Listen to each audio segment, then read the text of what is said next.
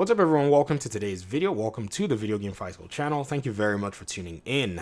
So, a build that's going to challenge, or I think in a sense give a PS5 a run for its money, what does that build look like? Today we're going to look at Marvel Spider-Man Remastered. We're going to also take some notes and emphasize the cost of this build because that's a very, very important aspect to take into account. I go with the number $910 because that's what it's cost me so far to run my PlayStation 5. Contrary to popular belief, I do have my PS5. I like PlayStation's platform, but the proposition doesn't match when it comes to the way the market is moving right now. And many people have been asking me, hey, what would it take to move to PC? So these videos are educational videos. I'm not here to argue with those of you who are basically, reconciled to the fact that you wish to play on a console. That's your choice. These videos are designed to basically show what the benefits look like, show what the performance and the data looks like, and also dispel a lot of the, for the most part, what I call misconceptions. I mean, that's what I think they are, but I think at worst, they're probably false, categorizations, or most of the time just falsehoods. But at the end of the day, when you look at this number, I was able to put this build in the $650 price range, leaving on the table at least, another $200 or so, which if we actually wanted to leverage that, we could have gone with a much more powerful GPU that there's no question the PlayStation 5 would have to bow down to this in terms of performance. And the language I'm using, yes, I'm using those kinds of languages. I do want to use that language because that's how we compare hardware, right? One of them is better than the other one's got to basically take the back seat. Now, let's go ahead and look at Marvel Spider-Man 2. Let's go ahead and set it up and let's look at what performance we can get at 1080p. I'm using a 3060, which has 12 gigs.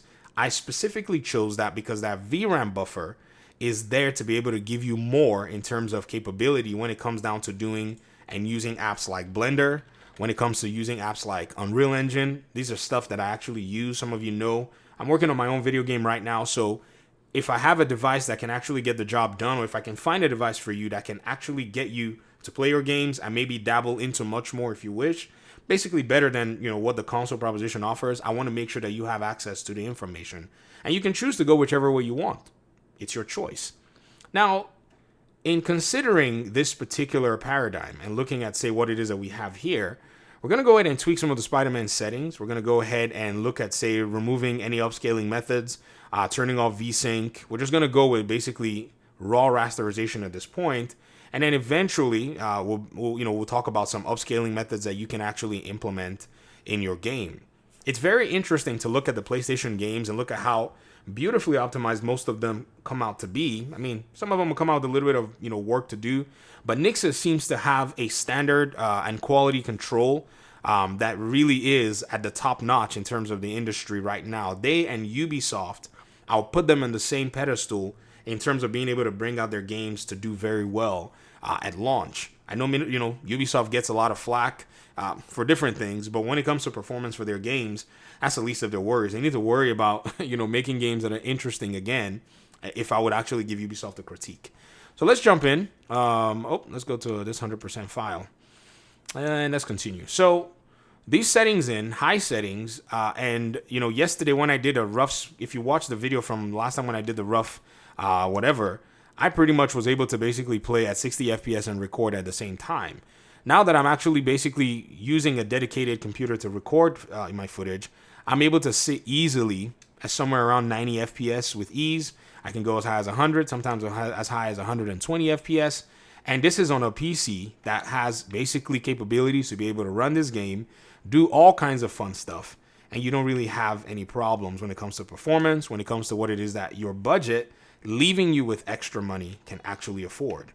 Marvel Spider-Man Miles Morales is another game that I would test, but both games are basically similar titles. Miles Morales probably has what I think is, probably a more improved pipeline if you actually think about it. When it comes down to stuff, but at the end of the day, I think Marvel Spider-Man already does the job in giving us an idea as to how a PlayStation game that is pretty much optimized by Nixxes is going to perform. Beautiful, in my opinion, in the way that the game actually runs, the way the textures and the way the qualities are. I mean, let's go ahead and make sure we look at this. Display and graphics, no upscaling methods. Basically, everything is On high, when we go into the graphic settings, we're using high settings. Now, if we went with some upscaling, strategies, we can squeeze out more in terms of performance. And another thing that I have to take into consideration too, and let's talk about this because the financial side is basically the main part. I mean, you're seeing the performance here for yourself. You can also watch other YouTube videos with similar configuration, but I want to ensure that you are well equipped with a lot of the data, that you just don't have any shortage of the information out here. So if we look at this particular budget of $650 and look at the performance that we're getting for $650 without any hiccups, any hassles, I think we can already say for $650, this is a really good middle ground and also gives you the capability for more. But I will also kind of say, okay, how about the person that says, what if I want to actually obliterate the PlayStation 5, performance for, the budget that you've spent on your PlayStation 5? Then the equation is actually very simple. I've said this in many videos, but I like to actually put it in these other videos. You can spend $90 more and you can get yourself a 6800. One of my audience members has said, why not just, basically get a build that actually crushes the, PC, the PS5. And I say I agreed. The only thing that stopped me from buying the 6800 is because I have a 6800 XT. And this 6800 XT is one that I've actually had for a while. So there just was no need to go ahead and buy a 6800. Basically a lesser 1440 card and then just do what with it. I have no need for it. But a card in the 1080 range is one that I can use as a daily driver while my 6800 basically gets longevity. I actually just yanked the 6800 XT out of this particular build and just put the 3060. And let's go ahead and look at the 3060 specs as well, because that's also going to be very important to be able to make sure that we have the data is not that the data is not convoluted. So go into Task Manager here, and we're going to basically go ahead and look at the CPU settings. CPU is at 12%. Well, it's on pause anyways. And you can basically see the CPU usage. I think we were doing around, I don't remember. We can go ahead and look at that later. The CPU is a Ryzen 5 5500, and the GPU is an RTX 3060. And then the memory is 16 gigs of VRAM at $650. If we went higher, we can get more VRAM. We can move to even higher settings in terms of level of detail, and we can basically leverage a little bit more in terms of that. But when you're looking at this game and you start adding more in terms of performance, I mean, I don't think there's anything more that you actually need at this point, to be very honest. I think at this point, you're just probably maybe pushing, the envelope more and more to go to maybe very high settings. Let's see, very high settings. Let's see what that does without any upscaling. Depth of field, I said high. Let's just leave it at high. Let's leave all these other settings on. LOD, let's go to very high. This is very low. High. Do we have a very high? Let's do high. Let's do high. It's basically now telling me that your GPU is basically going to be, shadow quality, very high. Texture quality, very high. Let's see what goes on here. Adjust and close. Did I save those settings? I don't think I saved those settings. Let's go ahead and look at those settings again. Yeah. It seems fine. I mean, you might have to restart some of these games basically to be able to go ahead and, ensure that you have your settings actually are actually saved and your settings are actually implemented.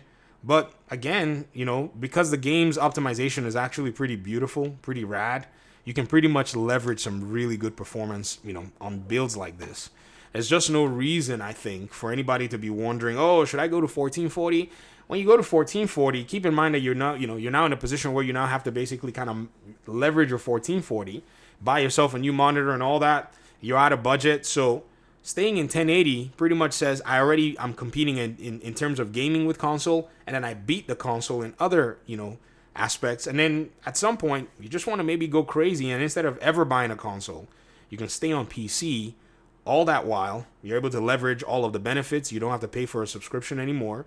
There's also the concern of people saying that, the PlayStation Plus premium subscription gives you these extra games. We have Epic Games.